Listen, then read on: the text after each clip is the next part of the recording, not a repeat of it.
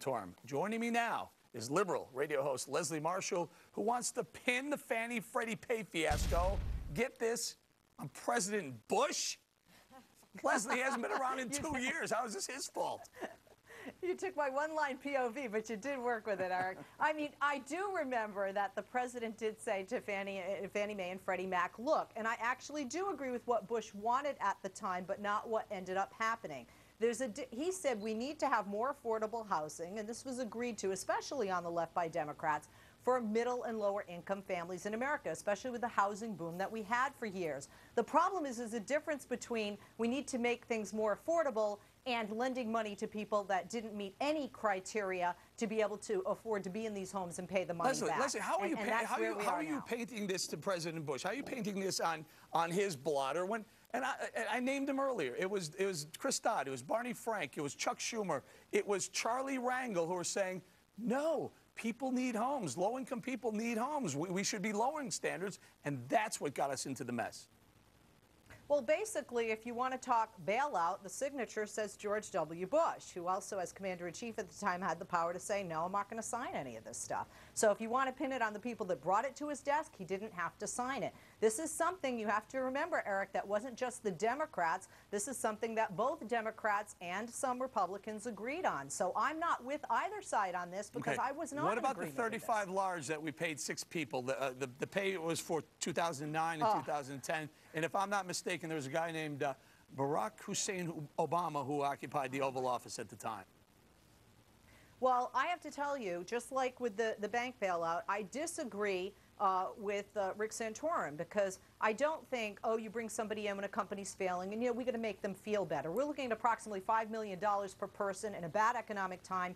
That money would be better suited to try and keep people in their homes, and that would have helped the economy and the housing market compared to the foreclosure rate and the people that are in bankruptcy and renting, as you mentioned earlier today. All right, hang in there, Leslie. I want to bring in the rest of our all-star panel. On the left, Ellen Ratner, who says Fannie and Freddie are paying the taxpayers back. Poor Ellen, she's been slipping since the fall in the bathtub the other day.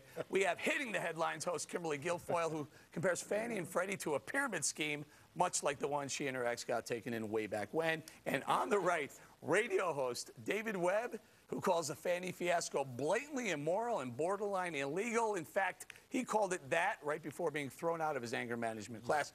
Boy, Ellen, I'm going to get to you because you've been jumping out of the seat the whole time. I just wanted to ask that wonderful, my new hero, I'm going to have a picture made of him, Congressman Rangel, a question. But I will say this. Number one, the fact is that you did not mention that the taxpayers have started to be paid back by Fannie and Freddie. And secondly, these mortgages were... Yes, they are. We're continuously adding tens of billions of dollars to Fannie and Freddie. Well, I think $134 billion so far. Well, I understand, and $72 billion were paid back. No, Ellen, we're adding to them. Their tab is growing. Right. In fact, there are estimates that could get to, get this, $1 trillion. Okay, now wait a minute. And number two is you're going after Fannie and Freddie like they're this big, horrible institution, but it was those individual mortgage brokers that were lying to people. Did you pay attention? Yes, We're going after the $35 million. Oh, I agree with those $35 million. I agree with everything. There's no disagreement on the whole panel on that.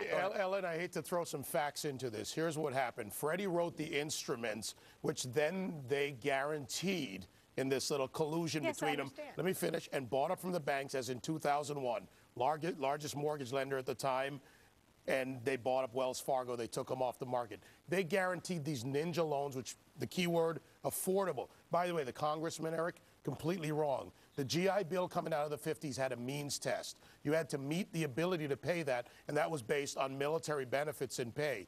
The coming out of the 70s with the Community Reinvestment Act, Acorn, by the way, big in pushing that, and all of that forward into the 90s was exactly what it was. Ninja loans, people who couldn't meet the test. And at the state level, states had better programs. You had to buy the house, prove you could live in it for 5 years before you could resell it. But the Fed said, live in it, no income, no job, no problem. Kimberly. Yeah, these Freddie and Fannie guys are nothing but criminals and crooks. I mean, how can they even sleep at night getting $35 million in executive Nobody compensation? disagrees For what? They are on schedule now to lose, what, approximately 100 and, total number. 134 in so far, could reach $1 trillion. Total losses could absolutely, even through 2013, 363 billion are projected losses. So why would you reward failure? Why would you reward criminality? People that are like literally like drug pushers pushing loans, though, instead on people that cannot afford But they are quasi-government corporations, are so why to aren't we blame. going after? They I are agree, to those, blame in I large agree part. those Well, guys. Let me get Leslie Nobody in here. disagrees with that. Leslie, did you say you agree it's okay to pay people a lot of money because we really need the She did. talent? I don't think it's, honestly, I don't like these golden parachute mentalities. I mean, remember, Eric, I'm a Democrat. It doesn't that make me a socialist, which is, you know, the haves should take care of the have-nots. For over $5 million per person, when you don't have something that was successful, that to me is unconscionable. It's not fair. I know life isn't fair, and I certainly know that the housing market and Wall Street aren't fair. But when the rest of the country are suffering, especially people they lent money to, knowing, that's as the huge David point, pointed is that, out, they couldn't pay it we back. were knee-deep in a recession at the time. Quickly. Mostly Democrats. Frank Dodd, you're right. The other guy, Rahm Emanuel.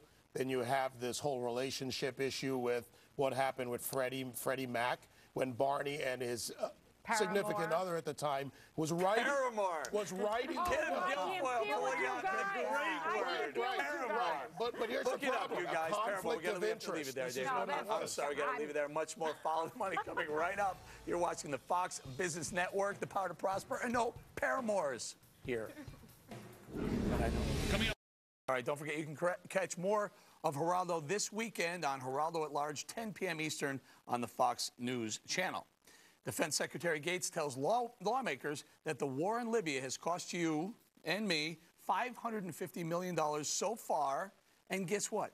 Gaddafi, still in power. Dr. Christopher Metzler from Georgetown University says we've got nothing but debt from going into Libya because there's still no strategy. Go ahead, sir. Do you not see a strategy? Nope, I don't. The only strategy I see is an ideological one. So the Nobel Peace Prize winner doesn't want to be accused of owning a war. That's the only strategy that we've got here. Look, at the end of the day, it's not clear why we're in Libya. We don't know at all what our vital interests are in Libya. We're never going to know. And the emerging Obama doctrine seems to be, let's hide under humanitarian intervention. And once we've hit under humanitarian intervention, then we'll kind of decide what we are going to do. The fact of the matter is, on this one, Hillary Clinton is president of the United States and commander-in-chief. How about it, Leslie Marshall, Hillary-in-chief, maybe. Hillary Clinton, commander-in-chief on this one. What do you think? Leslie. Oh, sorry. They were whispering in my ear, so I didn't hear you. I personally think, I do think a humanitarian effort is enough. I mean, we have to look at our mistakes historically. We waited too long in situations like Bosnia, Rwanda, turned our back on Darfur, and certainly people even say that we didn't react in World War II with the Holocaust quick enough. So for us as a nation not to be involved and to be a part of an international coalition, I think would have been irresponsible and would have contradicted what the president said prior to his presidency and as commander-in-chief. I think handing it over, I agree with Geraldo, is necessary because it shows that we're not a leader, we're a part of a coalition, we did our part, and then we're going to back away. They're going to be able to handle it. David Webb, what about it? If that's the case, if Leslie's right, where were we in Iran a year and a half ago? Where were we when 1.5 million people approximately went out on the streets of Iran? Where are we in Syria? We're Damascus and south of Damascus today. There were a number of assaults by troops. Where are we in the Sudan? Here's the problem with this. If we're going to use the force doctrine from a military point of view, use overwhelming force, effect it, and move on. If Gaddafi stays in power, all the humanitarian claims in the world won't matter. And we have not taken them out. By the numbers, let's follow this by the numbers. The $550 million is an equipment assessment.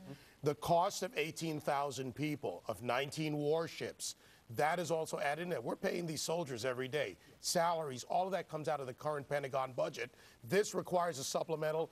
Go to Congress, one bill, one vote. Let the Congress vote on it. They represent the people of the United States. Go ahead, Ellen. You're shaking your head. First of all, I mean, the military is there. We have a force, so you can't just say you're adding up salaries. But secondly, actually, it's where it comes from, Ellen. You've got to understand how military budgets work. There's current budget. There's supplemental. I understand very well. What you just said, you don't understand. No, I do understand. You need to go for a supplemental. No, excuse me. The only reason the supplemental is because we're in 3 places at once. But no, it's not, Ellen. Yes, it is. David Webb, I'll argue the budget with you backwards, forwards, and sideways. But that's beside the point. The issue is that what do we do about the fact that the president, and I don't think there is, I think the press needed a headline, so they made up this Obama doctrine. I read the speech. I did not see an Obama doctrine. Jim Pinkerton and I argued about it on Bias Bash. We don't see an Obama doctrine. It's not there. The issue is, though, let's be honest. I would prefer Obama to have said, look, it's... because of the geography of where Libya is and because of the oil, we care about them and we don't care about Ivory Coast. You can never say so. One second. This thing But is that's a mess. the truth. The doctor's totally right. What are we doing there? What is our mission? The president addressed the nation? No one knows. No one knows. That's why people are trying to give it a name and say, oh, Obama doctrine, because that's what seems to be the emerging pattern here. And how can you in good faith say that this is a concerted humanitarian effort if you leave the guy in power? The New York Times even said that Obama's response to this was dithering, that we waited. We missed our window of opportunity to go in with commanding force and fix this situation. And now look at it. You've got like the bad news bears with 2 muskets. The rebels allow me, retreating. Doctor, but if we didn't do anything, would the right have not said, why are you letting those freedom fighters in Libya die? No, and no one is suggesting that we didn't do anything. The question is, what are we doing? What are we doing? That's the question. I think it's clear what we're doing. I don't think it's clear at all. I just wish you would be honest about why we're not doing in other places. That's all. I wish the president would be honest about why it's But none not of being these done guys in other are. places. Well, it's the president's So hold on, guys. responsibility. Hold on. So are you saying we shouldn't be in Libya, sir? No, I am saying that we should not be in Libya without a clear, concise direction and strategy. I think we're very clear. No, we're not clear. We hid under humanitarian intervention, and now we're looking at regime change. Look at the conflict between Hillary, between the president, and between Gates. Not only that, the War Powers Act, 1973, put in place to restrict presidential unilateral decisions when it comes to military. He doesn't go to Congress or even foreign relations with this. He makes a decision. So the constitutional issue, look, the mission is more important. It's a military action, but the War Powers Act will come into play on this. All right, we're going to say thank you to Dr. Metzler for joining us today. And coming up in the Corruption Matrix, Britney Spears.